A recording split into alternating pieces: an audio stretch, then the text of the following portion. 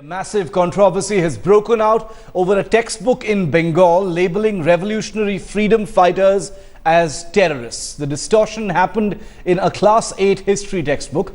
A history chapter titled Revolutionary Terrorism describes the activities of freedom fighters like Shahid Khudiram Bose, Jatindranath Mukherjee and Prafulla Chaki as extremism and terrorism. One controversial passage in the book read around 1908, revolutionary terrorism became a dominant phenomenon. Many opted for isolated personal attacks on British officers instead of an organized freedom movement. The other reads that once the path of these revolutionary terrorists was known, not many were motivated to follow their path of armed terrorism. Academics are now dubbing the move by the West Bengal government, the Board of Secondary Education, a gross distortion to India's freedom struggle and a personal insult to the country. The tradition and the richness of our freedom struggle have sought to be eroded. Let me be very frank that the freedom movement began in the late 18th century through the Fakir and Sannyasi uprisings, where the peasants rallied around Majnu Shah Fakir, Bhavani Pathak, Devi Chaudhurani. That is one. That is freedom movement, militant freedom movement. Would you call them Santrasbadi or freedom fighters?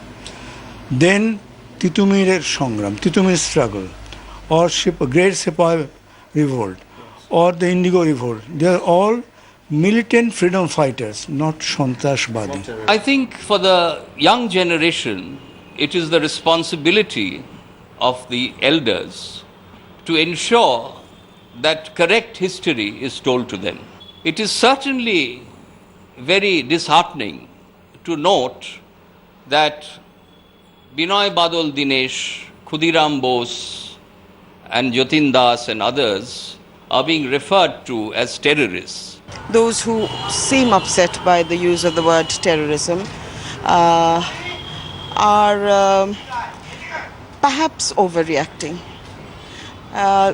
There was never any intention, and it cannot be the intention of any of the writers, to equate the kind of terror or terrorism with which we are accustomed to reading about today with the activities of a brand of nationalists, firebrand nationalists, who wanted the British out of India. There is the terminology used reflects a mind which is biased towards the British, and particularly the use of the word Santrasbadi, which translates literally in English to terrorist.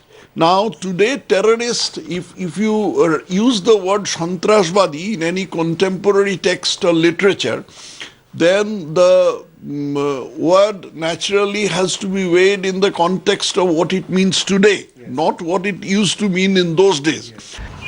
The West Bengal government's Class 8 history textbooks has landed itself in trouble with the use of the term terrorist to define several martyrs and freedom fighters who made the ultimate sacrifice for their motherland. While the government says that it is sympathetic about concerns being raised by several historians who believe that it's a great disservice to use the term terrorist to define such freedom fighters, the government at the same time says that it would encourage a healthy academic discussion and a debate on the issue. However, no politics should be played around it. With camera person Tapus Bairi, Indrajit for Headlines Today in Kolkata.